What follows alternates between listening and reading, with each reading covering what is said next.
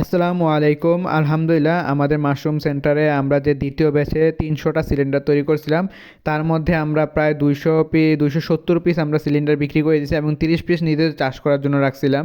যেহেতু গরম চলে আসতেছে এবং মিল্কি মাশরুমের চাষের সময়ও চলে আসতেছে, তার জন্য আমরা আর এবার বেশিটা ওয়েস্টার্ন মাশরুম করি নাই।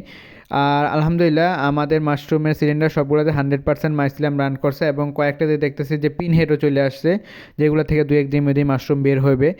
আর মাশরুমের চাষি যারা নতুন উদ্যোক্তা আছে এবং আমার থেকে যারা রেডি স্পুন কিনছে বা রেডি সিলিন্ডার কিনছে, তাদের কাছে একটা প্রশ্নই ছিল তাদের সবার, যে ভাই মাশরুমটা কখন বুঝবো, কখন কাটতে হবে, কখন মাশরুম বের হবে। তো মাশরুমের সিলিন্ডারগুলো তখন কাটবে যখন দেখবেন যে একদম এটার উপরে নিচে এবং পুরোটা প্যাকেট সাদা হয়ে গেছে। আমি দেখতে পাচ্ছেন আমি যে প্যাকেটগুলো কাটছি, যে পুরোটাই সাদা হয়ে গেছে এবং অনেক সুন্দর মাইসিলিয়াম রান করছে।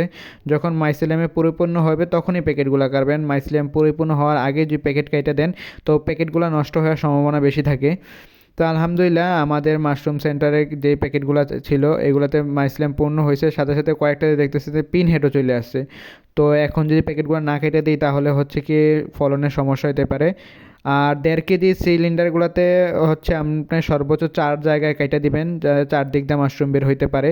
কারণ বেশি যায়, অনেকের একটা ভুল ধারণা থাকে যে যত বেশি কাটবো মাশরুম তত বেশি বের হবে। আসলে ব্যাপারটা তো এরকম না। যত বেশি কাটবেন, হ্যাঁ, বেশি জায়গাতে মাশরুমের স্পিন হেড আসবে, কিন্তু মাশরুমের ফলন ভালো আসবে না। পিন হেড শুকায় যাবে, নষ্ট হয়ে যাবে। তো 1.5 কেজি সিলিন্ডার আপনি সর্বোচ্চ 4 জায়গায় কাটবেন যাতে সুন্দর একটা ফলন পান। আর আমার যে 30টা ছিল তার মধ্যে একটা দেখতেছি আমাদের গ্রিন ফাঙ্গাস আক্রমণ করছে, তো ওইটাকে আমি কাটি নাই, ওইটাকে আলাদা করে সরাই রাখছি। যদি ওইটাও কাটতাম তাহলে হয়তো বা ওইটা থেকে ছড়াতে পারতো, তার জন্য এটা আমি আলাদা করে রাখছি। তো আলহামদুলিল্লাহ, আমাদের জন্য দোয়া করবেন যাতে আমাদের সবগুলা প্যাকেট থেকে মাশরুম বের হয়। আর বিসমিল্লাহ মাশরুম সেন্টারের সাথেই থাকবেন আপনারা, আমাদের জন্য দোয়া করবেন এইভাবে যেন আমরা আস্তে আস্তে সামনের দিকে এগিয়ে যেতে পারি। আজকে এই পর্যন্তই। আসসালামু আলাইকুম।